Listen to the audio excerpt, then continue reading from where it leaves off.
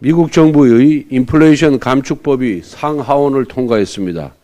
이 법에 의하면 북미 지역에서 조립 완성한 순수 전기차, 수소 전기차, 플러그인 하이브리드 차에만 보조금을 지급합니다. 따라서 미국으로 수출하는 국산차는 대당 7,500불, 하나로 약 1천만 원의 보조금을 받지 못하게 됩니다. 매년 10만여 대의 수출이 막힐 우려가 있습니다. 국내 자동차 산업의 전환이 어려움에 처하고 관련 부품 업체의 적자까지 예상됩니다. 미국의 이번 조치는 한미 FTA와 충돌할 가능성이 매우 높습니다. 내국인 대우 원칙상 한국산 전기차는 북미 지역 생산품과 동등한 세제 혜택을 받아야 합니다. 또한 미국은 글로벌 공급망 협력을 위한 동맹국을 확보하기 위해 인도 태평양 경제협력체 IPEF를 추진하고 있습니다. 그런데 한국과 같은 유력한 후보국을 배제한다는 것은 인도 태평양 경제협력체의 비전과도 정면으로 배치됩니다. 무엇보다 미국의 세제 차별 조치는 한미 양국의 경제 안보동맹 강화의 정신에 맞지 않습니다. 정부는 한국산 전기차를 북미산과 동등하게 대우하도록 미국 정부와의 협상에 즉시 착수해 주십시오. 아울러 피해가 예상되는 완성차 기업과 관련 업체에 대한 한시적 보조금이나 법인세 경감 등 지원책도 적극 검토해야 합니다. 한편 국내 전기차 산업을 보호하기 위한 엄정한 상호주의 적용이 절실합니다. 현재 중국으로 수출하는 한국산 전기차는 중국으로부터 보조금을 전혀 받지 못하고 있습니다. 반면 중국산 전기차는 한국 정부로부터 보조금을 받고 있습니다. 이는 지난 문재인 정부가 전기차 보급 목표에만 몰두한 나머지 기본적인 상호주의 원칙마저 지키지 못한 결과입니다. 자동차 산업협회에 따르면 올 상반기 중국산 전기 버스 화물차는 국내에서 1,351대나 팔렸습니다. 이는 지난해 같은 기간 159대보다 7.5배 급증한 수치입니다. 점유율은 지난해 1.1%에서 올해 6.8%로 뛰었습니다. 특히 중국산 전기버스는 같은 기간 436대가 팔려 절반에 가까운 48.7%의 점유율을 보였습니다. 가격 경쟁력을 앞세운 중국산 전기버스가 보조금까지 받아 국내 시장을 잠식하고 있는 것입니다. 그러므로 우리 정부는 중국 정부에 한국산 전기차에 대한 보조금을 요구하든지 아니면 중국산 전기차에 지급하는 보조금을 폐지하든지 결정해야 됩니다. 한국 자동차 산업의 미래를 위해 공정한 상호주의에 입각한 제도적 설계와 개혁이 절실합니다. 국회 역시 필요한 입법 및 제도 개선에 적극 뒷받침할 것을 약속드립니다. 2023년 정부 예산안은 윤석열 정부의 철학을 반영해야 합니다. 그 시작은 지난 정부의 확장 재정을 건전 재정으로 전환하는 것입니다. 공공부문 감축이나 지역화폐 예산 전액 삭감 등은 정부의 단호한 의지를 보여준다고 평가합니다. 동시에 경제위기와 물가 상승으로 고통받고 있는 취약계층에 대한 촘촘하고 두터운 지원이 시급합니다. 우선 코로나로 큰 타격을 입었던 소상공인 자영업자 파산의 위험에 선제 대응하고 상대적 박탈감이 없는 지원책 마련에 힘써야 합니다. 사각지대의 그늘을 걷어내고 다시 도약할 수 있는 재도전의 기회를 마련해야 합니다. 근로를 희망하는 장애인들이 노동시장에 참여할 수 있도록 장애인 고용 장려금 단가를 대폭 인상하는 한편 현행 4만 원인 장애수당 역시 인상이 필요합니다. 미래 세대인 청년도 빼놓을 수가 없습니다. 삼성, SKT 등 선도기업이 직접 운영하는 직업훈련 프로그램은 청년의 호응도가 높은 만큼 확대를 해야 합니다. 민간 부분에서 필요한 인재를 만들어낼 수 있다면 정부는 과감한 투자를 아끼지 말아야 합니다. 경제는 위기이고 민생은 고통스럽습니다. 국가재정 역시 여유롭지 못합니다. 재정 건전화와 취약계층 지원이라는 두 가지 과제를 달성하기 위한 유일한 방법은 관성적 태도를 버리고 잘못된 지출은 없는지 조금 더 효율적 집행을 할 수 없는지 고민을 다하는 것뿐입니다. 소중한 혈세는 국민을 위해 효율적으로 사용되어야 합니다. 정부와 국회의 마음가짐이 다를 수가 없습니다. 정부의 엄정한 예산 편성과 국회의 면밀한 검토를 기대합니다. 115년 만에 기록적인 폭우까지 겹치면서 민생이 더욱 어려운 상황에 놓여 있습니다. 국민의힘은 23년도 예산안을 통해 취약계층 지원과 민생 회복을 위한 예산과 미래 먹거리 예산을 마련할 수 있도록 더욱 꼼꼼히 챙기겠습니다. 또한 각 지역의 수해 발생 상황과 필요한 지원 대책을 점검을 하고 정부의 수해 지원도 부족함이 없도록 정부와 긴밀히 협의해 나가겠습니다. 정부가 국회 제출을 앞두고 있는 23년도 예산안은 건전재정 구축과 함께 약자를 위한 예산, 국가 미래 발판 마련 등 복합적인 국정 운영을 뒷받침할 수 있도록 계획이 되어야 합니다. 특히 어려운 시기에 더욱 힘든 취약계층을 보호할 수 있도록 저소득층, 최저생계비 확대와 주거비, 교육비 등 필수적인 지원은 아끼지 말고 지원해 주시기 바랍니다. 노인과 장애인 등도 고물가의 위험에서 보호할 수 있도록 대책을 마련해 주시기 바랍니다. 특히 복지 사각지대가 없도록 기초수급자, 근로주거, 돌봄 취약계층에 대한 지원 확대는 반드시 포함이 되어야 합니다. 반도체와 원정 등 첨단 미래 산업에 대한 투자도 때를 놓치지 않도록 잘 챙겨주시기 바랍니다. 또한 반복적인 수해 발생을 예방할 수 있는 장기 대책도 서둘러야 합니다. 비가 그치면 마음이 바뀌는 수해 대책이 아니라 이번만큼은 국민 생명과 재산과 직결된 대책이라는 각오로 뚝심 있게 예산에 꼭 반영을 시켜야 합니다.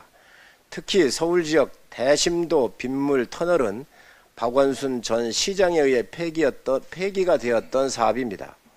이번에 수해 예방 효과가 확인된 만큼 중앙정부 차원에서 적극적으로 지원해야 합니다. 관악구, 강남, 광화문 지역 등 대심도 빗물 터널에 대한 예산은 반드시 챙기도록 하겠습니다. 정부는 내년도 예산안을 국회에 넘기기 전에 우리 당에서 요구하는 서민과 약자, 청년, 재난과 안전에 대한 예산을 다시 한번 점검해 반영해 주시기를 요청합니다. 올해 말 국가 부채가 1070조 원에 육박할 것이라고 합니다. 재정 만능주의를 바탕으로 한 국가의 방만한 재정 운영과 과도한 국가 채무는 국가 신용도에 부정적인 영향을 주고 자금 이탈과 자금 조달 비용 상승 등 경제 위기로 이어질 수가 있습니다. 당장 눈앞에 이익에 따른 방만한 재정 운영이 다음 세대에 큰 짐이 될 수도 있습니다. 이러한 문제점을 사전에 예방하고 지속 가능한 성장을 위한 것이 바로 재정 준칙입니다. 지난 IMF와 외환위기 때도 건전한 국가 재정을 바탕으로 위기를 극복할 수 있었던 것처럼 이제 대한민국도 비상 상황을 대비하여 재정 여력을 쌓고 재정의 정상화를 위한 노력을 기울여야 합니다. 현재 전 세계적으로 수많은 국가들이 재정 준칙을 도입을 하고 있습니다. 하지만 OECD 38개국 중 우리나라와 튀르키예만 재정 준칙이 없는 상황입니다. 국민의힘은 다음 세대를 위한 건전 재정을 위해 재정 준칙 마련에 박차를 가하겠습니다. 민주당도 이미 재정 준칙 법안을 제출한 바 있는 만큼 이번 정기 국회에서 다음 세대를 위한 재정 준칙 마련을 위한 입법을 실현할 수 있도록 적극적으로 협조해 주시기를 요청합니다.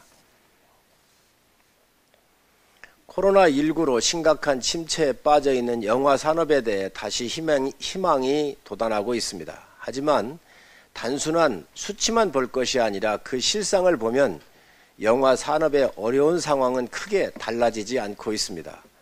영화 티켓 가격의 상승 등으로 매출은 늘었지만 관객 수는 매출 상승을 따라가지 못하고 줄었다고 볼 수 있기 때문입니다.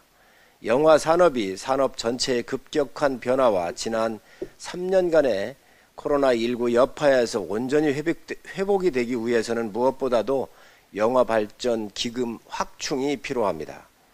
이러한 필요성으로 윤석열 대통령께서도 코로나19로 소진된 영화 발전 기금을 대폭 확충해달라고 말씀을 하신 바가 있습니다.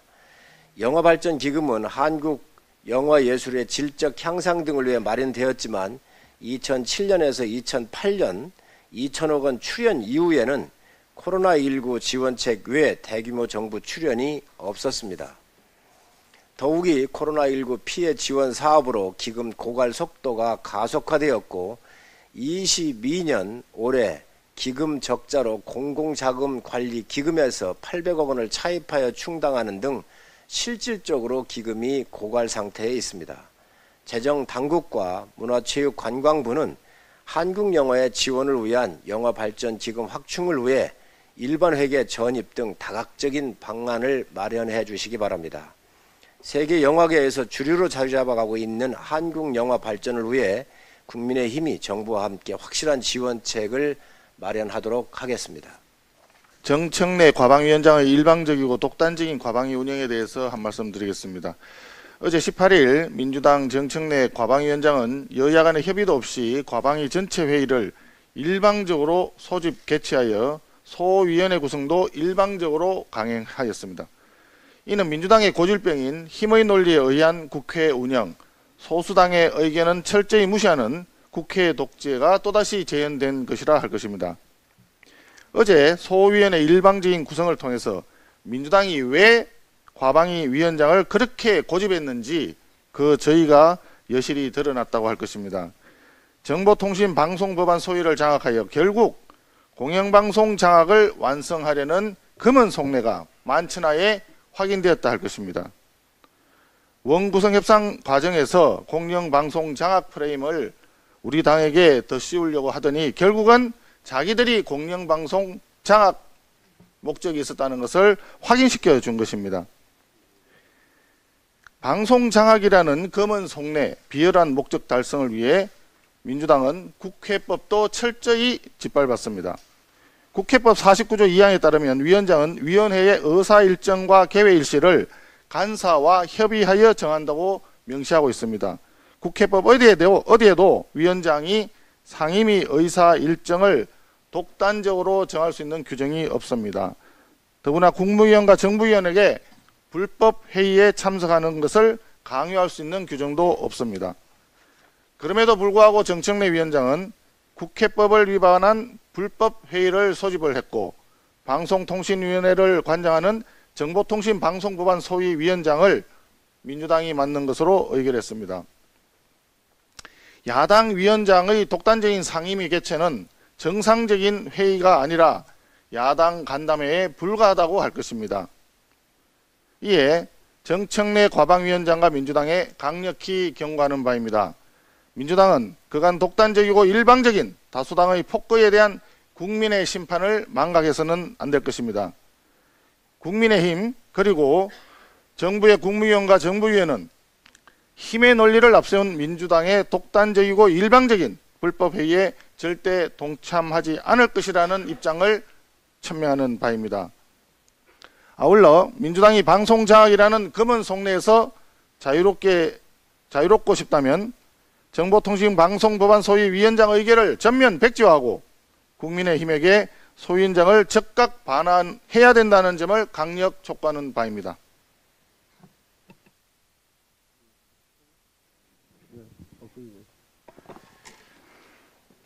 가방위 간사 박성중 의원입니다. 제가 할 말을 우리 원내 수석이 다 했기 때문에 비슷한 내용이 되겠습니다만 한 번 더 강조하는 의미에서 이야기를 할까 합니다. 어제 정청래 위원장이 일방적으로 개최한 가방위 결산회의에 저희들이 참석했습니다. 원래는 참석하지 않으려고 했는데 여당으로서의 책임을 해야 된다, 이런 우리 가방위 위원들의 다수의 의견이 있었기 때문에 참석을 했습니다. 그러나 예상했던 바와 같이 똑같았다. 여당과의 협치는 안중에도 없고 완전히 자기들 독불장군의 어떤 자리였다는 것을 확인했습니다. 정 위원장은 시작부터 가방위 파행을 유도했습니다. 독단을 넘어서 독재에 가까운 모습이었습니다. 그동안 제2법안 소위를 장악하려고 여러 가지 사안이 있었지만은 그래도 절차와 규정은 지킬 줄 알았는데 정말 제2법안 소위 장악하려고 협치라는 그런 것은 기대할 수조차 없었습니다. 협치할 의지가 있었다면 여당 간사 선임부터 먼저 했어야 되는데 정말 방송법 통과에 혈안이 돼서 모든 것을 잃어버린 것 같습니다. 지금까지 국회 관례상 가방위 위원장을 맡으면 반대는 이소희 위원장은 서로 나누어 맡았습니다. 그런데 이것마저 거짓과 꼼수로 독식한 것에 대한 부분은 국민들이 판단할 것입니다. 더 심각한 것은 그 민주당 위원들입니다. 정 위원장의 폭주를 보면서도 너도 나도 사실관계를 왜곡하는 발언들을 계속 해냈습니다. 더욱이 정청래 위원장은 간사 간의 협의가 없어 위원장의 일정을 정할 수 있다는 기준을 들어서 했는데 실제 간사와 협의를 했습니다. 협의를 하고 양 간사의 협의를 위원장에 전했는데 위원장이 일방적으로 모든 것을 진행한 것입니다. 앞으로 국민의힘은 정청래 위원장과 민주당의 반성 없는 막무가내식 기차놀이에 동조할 마음이 추호도 없습니다. 국회 상임위를 민주당 간담회 수준으로 전락시킨 것은 정 위원장입니다. 국회 앞에 석고대죄해야 합니다. 국민 앞에 석고대죄해야 합니다. 이제라도 늦지 않았습니다. 위원장, 기본 역할에 충실하세요. 경고합니다.